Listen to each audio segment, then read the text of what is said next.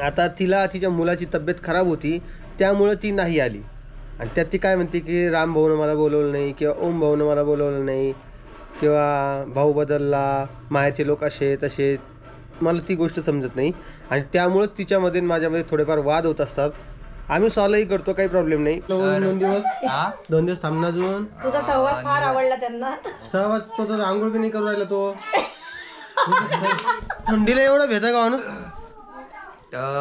म्हणजे मला उन्हाळा जास्त आवडतो. उन्हाळ्यात मी हिवाळ्यातली कसर काढून घेत असतो. 3 वेळा आंघोळ करतो दिवस. सोबत यायचंय का? इकडे बघ काय आणायचं आपल्याला? टेंट हाऊस आणायचं हिला. तिकडे आई बसलेली इकडे. किती दिले?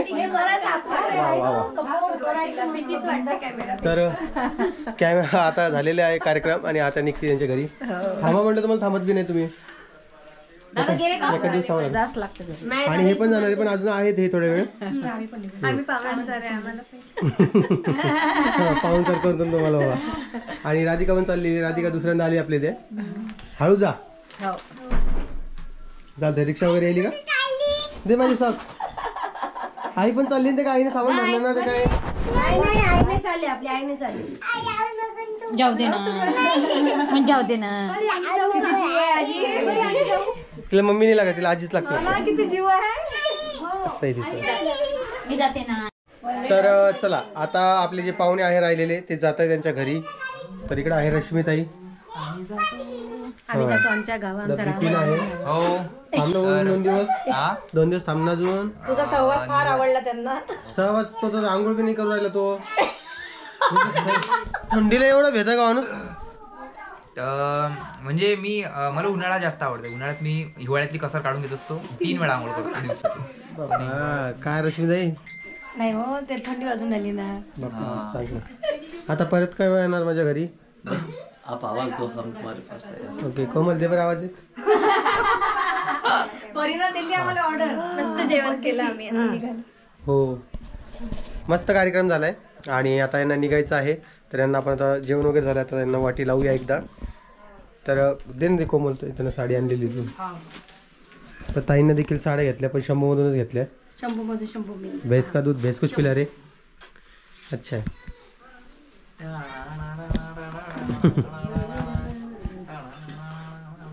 बाळा तुला जायचं यांच्यासोबत? जायचंय? माझ्यासोबत येते ती. आदिवासी तेल पाहिजे तिला. अमरावती केस लांब करायचे. तुला असं कापून देऊ का? असं लावून देऊ का? ज्या मी काय म्हणतो ज्या व्यक्तीची लंबी केस तिचं हमका जाते. मम्मी लावते माझी. तू लाव का? आपला ब्लॉग घे ना. काय लावायचं तुला? केस घेऊन गेले ना. घेऊन गेले केस. ती राधिका मामी घेऊन गेली ना. राधिका मामी. आता केस नाही. खूप केले पण काय बा काय देऊ? तू सांगितलं राधिका मामी घेऊन गेली म्हणून. आता कुठून देऊ सांग ना. ती गेली घरी घेऊन.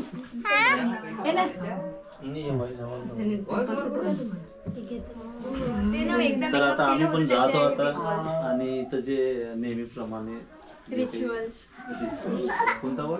रिच्युअल्स. ठीक आहे ते आमची बहिणी आहे. असं काय त्याला राग नाही लोभ नाही आहे.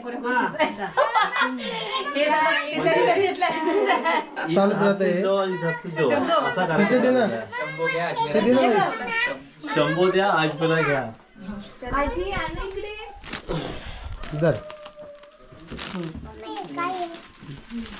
हे तुम्हाला तुमच्या आवडतीचा कलर. हे तर पूर्ण स्क्रिप्टेड ठरवून केलेलं.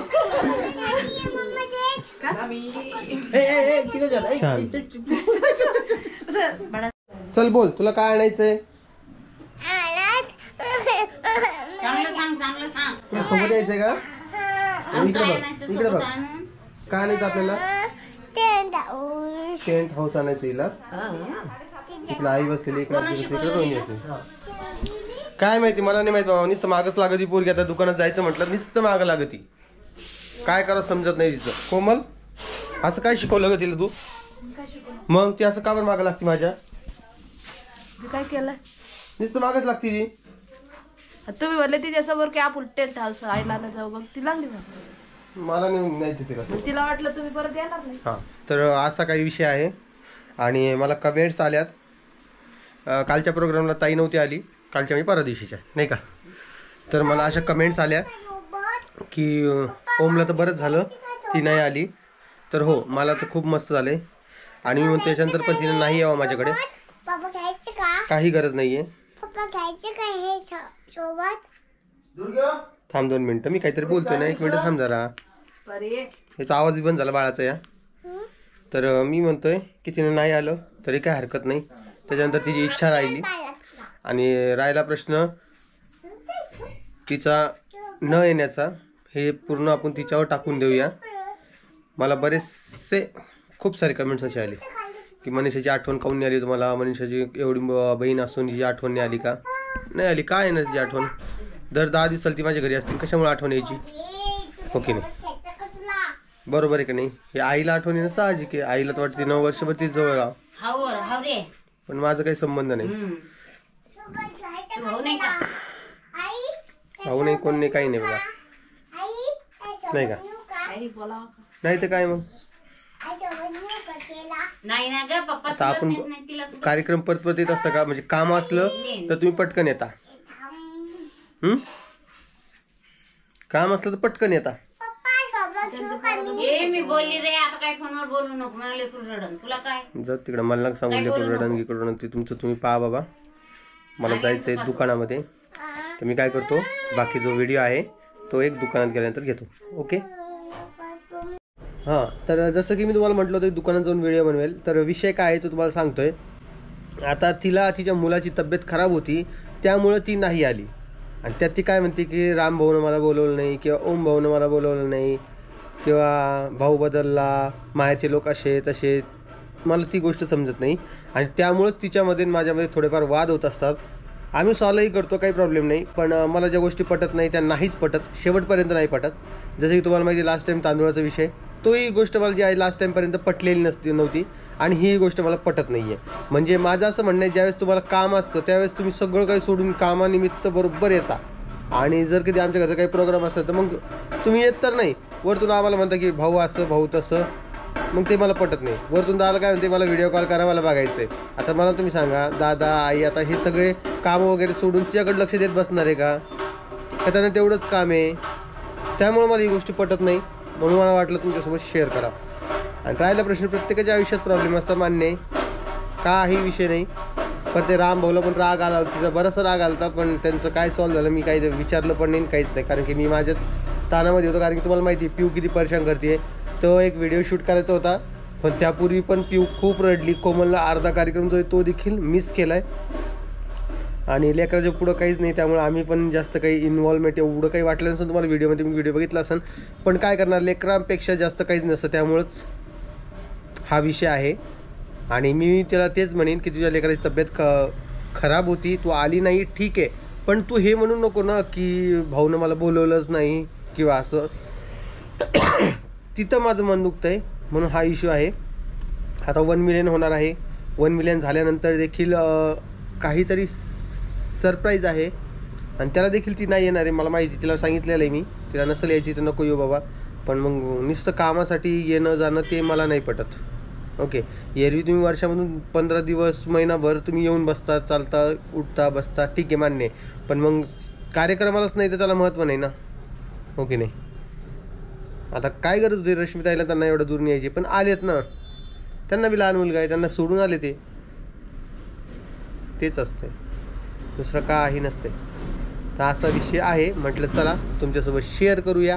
आता परीला एक टेंट हाऊस आणायचं आहे बाबा. तर त्यासाठी तिला घेऊन जावं का नाही तो विचार पडलेला आहे. कारण की ती गेलेली आहे, आता गेली असं कदाचित शाळेत गेली असं मला फोन करून विचारावं लागेल. आत्ता तुला कुठं शाळेचं वेळ लागायला लागलं आहे, तशी शाळेत गेली असेल तर मी राहू देईन, नंतर जाईल. आणि राहिला तुम्ही विषय, आजचा व्हिडिओ तुम्ही याचा बघितला असेल सुदर्शनचा, तर त्यामध्ये आज त्यानं वहिनीला दाखवलेला आहे. तर डिस्क्रिप्शन बॉक्समध्ये लिंक आहे त्या चॅनलची, तुम्ही जाऊन बघा, सपोर्ट करा. बाकी चला मी जातो आता ऑफलाईन, बिकॉज मलाही दुकानामध्ये आल्यानंतर आता जरा बघावं लागेल काय विषय काय नाही, कारण खूप कार्यक्रमामुळे सुट्ट्या वगैरे इकडे तिकडे होणं चालूच आहे. त्यामध्ये 1 मिलियन झाल्यानंतर देखील आता कुठंतरी जायचं आहे, ते तुम्हाला कळेलच येणाऱ्या दिवसामध्ये. ओके, तर चला सगळ्यांना काळजी घ्या स्वतःची. लाईट पण आली बघा, खरं बोललो आहे मी. ओके चला सगळ्यांना काळजी घ्या स्वतःची. तुम्हाला हा व्हिडिओ कसा वाटला ते मला कमेंट्समध्ये सांगा. व्हिडिओ आवडला असेल तर लाईक, कमेंट, शेअर, सबस्क्राईब करायला विसरू नका. मी भेटतो तुम्हाला नवीन एका व्हिडिओमध्ये. तोपर्यंत सगळ्यांना काळजी घ्या आणि सगळ्यांना परत एकदा बाय बाय.